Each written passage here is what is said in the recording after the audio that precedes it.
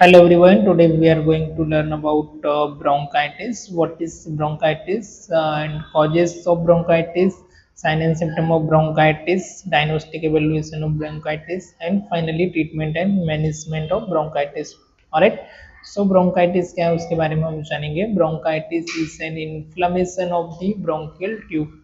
तो ब्रोंकाइटिस क्या है? Bronchitis is an inflammation of the bronchial tube. Bronchial tube में आपकी इन्फ्लेमेशन होना, स्वेलिंग होना, it is known as the bronchitis, which carry air to and from the lungs. Alright, which carry air to and from the lungs. It can be classified into two main type. इसको दो main type में classify किया. First है acute bronchitis and second है chronic bronchitis. Alright, so bronchitis is an inflammation of the bronchial tube.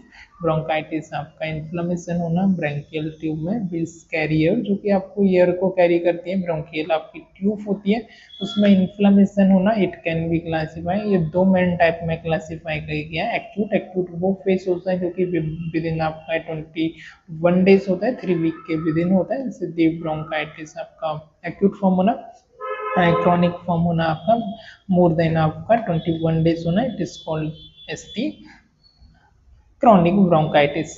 अब bronchitis आपका bronchitis में क्या हो सकता है? आपका ब्रोंकाइटिस लाइक आप देख रहे होंगे, right.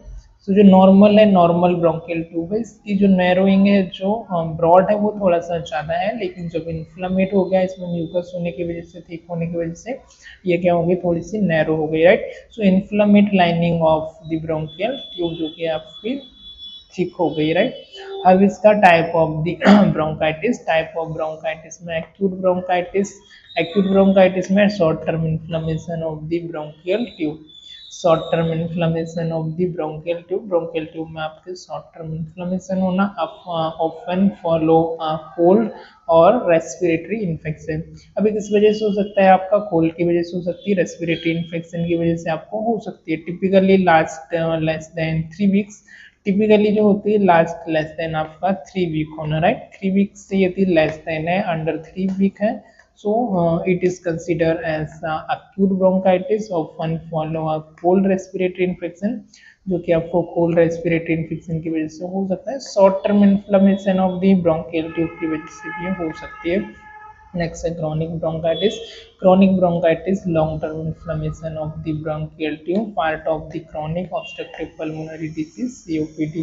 Alright, so long-term inflammation of the bronchial tube में long-term inflammation होने की वजह से part of the chronic obstructive pulmonary disease, chronic obstructive pulmonary disease की वजह से, COPD की वजह से हो सकती है. Next one is the defined by the productive cough that lasts for at least 3 months and occur for at least two consecutive years. Alright, so long term inflammation of the bronchial tube. Bronchial tube में आपकी long term inflammation होना, part of the chronic obstructive pulmonary disease.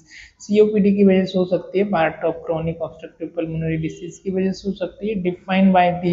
defined by a productive cough. इसमें productive आपका cough होना that last for at least 3 months से at least होना.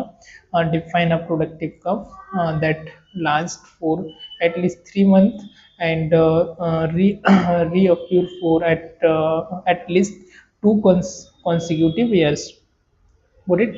अब इसके कॉजेस क्या हो सकते हैं? क्रॉनिक में क्या होना? लॉन्ग टर्म आपकी इन्फ्लेमेशन होना, more than 21 days, 1 year, 2 year, 6 month, 5 year, 3 year, ये हो सकती है. Part of the chronic obstructive pulmonary disease की वजह से हो सकती है. डिफाइन बाय प्रोडक्टिव, इसमें कफ होना that last for at least 3 month, 3 month से होना. Recur for at least two consecutive years. अब ये रिक्यूर 2 consecutive ईयर से लगातार होना, कंसिस्टेंटली होना. कॉजेस एंड रिस्क फैक्टर इसके क्या क्या हो सकते हैं? कॉजेस एंड रिस्क फैक्टर है. Causes acute bronchitis. Acute bronchitis में क्या आता है? Viral infection, most common viral infection की वजह से हो सकता है. बैक्टीरियल इन्फेक्शन की वजह से हो सकता है. Exposure to the irritant like tobacco, smoke, dust, fumes, vapours and air pollution की वजह से आपको ये हो सकता है, राइट. सो एक्यूट ब्रोंकाइटिस किस किस रीजन की वजह से हो सकता है? Viral infection, most common bacterial infection, exposure to irritant like tobacco, smoke, dust, fumes, vapours and air pollution की वजह से आपको हो सकता है। नेक्स्ट है क्रॉनिक ब्रोंकाइटिस। क्रॉनिक ब्रोंकाइटिस किस किस रीजन की वजह से हो सकती है? आपके long term exposure to irritant की वजह से, specially tobacco, smoke, air pollution, chemical fumes and dust की वजह से आपको हो सकती है। अब इसके रिस्क फैक्टर क्या क्या है? रिस्क फैक्टर में आपका smoking, weak immune system, exposure to irritant on job, gastric reflux, age more common in older adult, right. So risk factor इसके क्या क्या हो सकते हैं? फर्स्ट है स्मोकिंग, स्मोकिंग की वजह से हो सकती है। वीक इम्यून सिस्टम की वजह से हो सकती है। Exposure to irritant on job, exposure of irritant की वजह से हो सकती है। गैस्ट्रिक रिफ्लक्स की वजह से हो सकती है। Age more common in older adult में ज़्यादातर देखने को मिलता है। इसका क्लिनिकल मैनिफेस्टेशन क्या क्या हो सकते हैं? इसके साइन एंड सिम्टम क्या है? एक्यूट ब्रोंकाइटिस, एक्यूट ब्रोंकाइटिस कफ, इसमें कफ होना विथ और विदाउट म्यूकस प्रोडक्शन, विथ और विदाउट म्यूकस प्रोडक्शन का आपका कफ होना, फटिक होना, शॉर्टनेस ऑफ ब्रीथ होना, स्लाइट फीवर एंड चिल्स होना, चेस्ट डिस्कम्फर्ट होना, क्रॉनिक ब्रोंकाइटिस। राइट। तो एक्यूट में क्या क्या होना? फर्स्ट आपका कफ विदाउट म्यूकस प्रोडक्शन और म्यूकस प्रोडक्शन के साथ आपका कफ होना, फटिग होना, शॉर्टनेस ऑफ ब्रीथ होना, स्लाइट फीवर चिल्स होना, फीवर या स्लाइटली हल्का सा चिल्स होना, चेस्ट डिस्कम्फर्ट होना। क्रॉनिक ब्रोंकाइटिस में आपका क्या होना? परसिस्टेंट कफ होना विथ म्यूकस प्रोडक्शन। इसमें आपको परसिस्टेंट कफ देखने को मिलेगा with along with the mucus production के साथ। शॉर्टनेस ऑफ ब्रीथ होगी, आपको विजिंग होगा, चेस्ट डिस्कम्फर्ट होगा, फ्रीक्वेंट रेस्पिरेटरी इन्फेक्शन होगा। ऑडिट क्या क्या होगा? परसिस्टेंट कफ होगा with mucus production, shortness of breath होगी, विजिंग होगा, चेस्ट डिस्कम्फर्ट होगा, फ्रीक्वेंट रेस्पिरेटरी इन्फेक्शन होगा। तो ये सारे कॉजेस आपको देखने को मिल जाएंगे। Next one is diagnostic evaluation. Diagnostic evaluation आप कौन कौन सा डायग्नोस्टिक कर सकते हैं? First medical history and physical examination, x-ray chest to rule out pneumonia. Completely medical history and physical examination करना, एक्सरे टेस्ट करना रूल आउट ऑफ निमोनिया के लिए, स्पूटम टेस्ट करना to check for the sign of infection को check करने के लिए sputum test, pulmonary function test PFT to major how well the lungs are working. जो लंग्स है वो किस तरीके से वेल वर्क कर रहे हैं नहीं कर रहे हैं, उनके लिए pulmonary function test PFT test, pulmonary function test to measure how well the lungs working, particularly in the chronic bronchitis. Pulse oximetry to measure the oxygen level in the blood. Pulse oximetry करना, major oxygen का जो level है उसको blood में major करने के लिए। Next management, management में आपका एक्यूट ब्रोंकाइटिस, acute bronchitis का मैनेजमेंट है। First you have to take sufficient enough rest, increase fluid intake more than at least 25,000 ml, 2500 ml के आसपास आपको 2.5 लीटर, 2 से 2.5 लीटर मिनिमम आपका फ्लूइड इनटेक होना चाहिए 24 आवर्स में। यूज ऑफ ह्यूमिडिफायर, ह्यूमिडिफायर का यूज करना जो कि आपके नोस्ट्रिल्स को जो आपका थिक म्यूकस उसको थिन करने के लिए, over the counter pain reliever and cough suppressant, over the counter pain reliever and suppressant medication का use. Avoidance of irritant like smoke, avoidance of irritate like आपका स्मोक को अवॉइड करना। Chronic bronchitis को आपका avoid करना। Smoking cessation, medications आपकी smoking को stop करना कंप्लीटली। एंड मेडिकेशन लाइक आपका ब्रोंकोडाइलेटर, ब्रोंकोडाइलेटर वो मेडिकेशन होती हैं जो कि आपके ब्रोंकियस को डायलेट करती है और आपके ब्रीथिंग को नॉर्मलाइज करती है। स्टेरॉइड, जो आपके स्टेरॉइड है उनका यूज करना। एंटीबॉडीज का यूज करना for the bacterial infection, bacterial infection के लिए। एंड वैक्सीन्स, वैक्सीन्स आपका flu and pneumonia. Pulmonary rehabilitation, pulmonary rehabilitation, oxygen therapy for the advance cases, advance case के लिए ऑक्सीजन थेरेपीज का यूज करना। नेक्स्ट है nursing management and intervention. Nursing management and intervention आपका nursing management assess respiratory status regularly, आपका जो respiratory status है उसको रेगुलरली असेस करना। Monitor vital sign including oxygen saturation, आपका जो वाइटल साइन है उनको मॉनिटर करना, ऑक्सीजन सेचुरेशन को मॉनिटर करना। Educate the patient about smoking cessation and avoiding respiratory irritant, right. तो पेशेंट को एजुकेट करना, educate the patient about smoking cessation, smoking cessation के बारे में पेशेंट को एजुकेट करना। avoid respiratory irritant, encourage fluid intake and balanced diet to support the immune system. Encourage fluid intake and balanced diet to support the immune system. Assist with the respiratory treatment and exercise. Nursing intervention, administer prescribed medication including bronchodilator and steroid. Here is the nursing intervention कौन कौन सी चीज़ें हैं जो कि nursing को patient को इंटरवेंट करनी चाहिए, जिसमें आपका एडमिनिस्टर प्रिस्क्राइब मेडिकेशन, जो भी प्रिस्क्राइब मेडिकेशन है उनको इंटरवेंट करना, including bronchodilator and steroid. Teach and encourage effective coughing technique to clear secretion.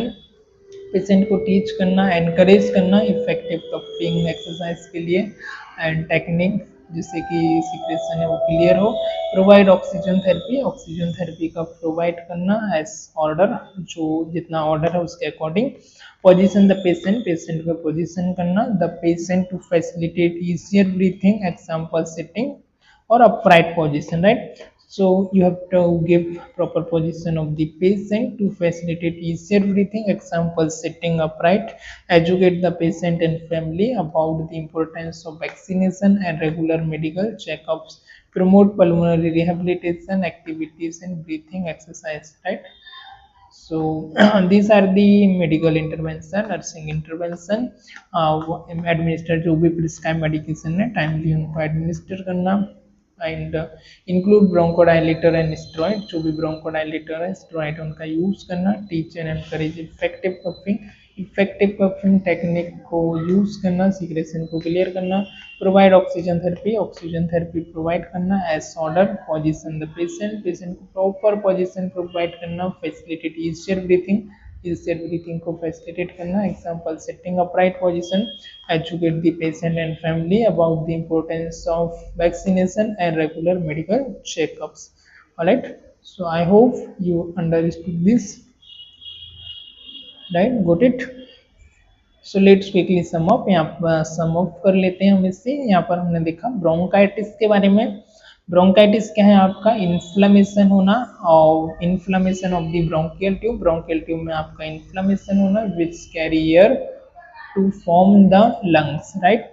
तो ब्रोंकाइटिस क्या है? Bronchitis is an inflammation of the bronchial tube में आपका इन्फ्लेमेशन होना which carry air to and from the lungs, जो कि आपको air को कैरी करती है, लंग्स का आपको फॉर्म करती है. It can be classify into two main type. अब इसे दो मेन टाइप में हमने क्लासीफाई किया. एक्यूट, जो कि विद इन 70 डेज होती है, अंडर 70 डेज, और more than 21 days, not 70, 21 days, उसको हमने क्रॉनिक में किया. फिर इधर 6 month, 1 year, 2 year, 3 year, 5 year हो सकती है.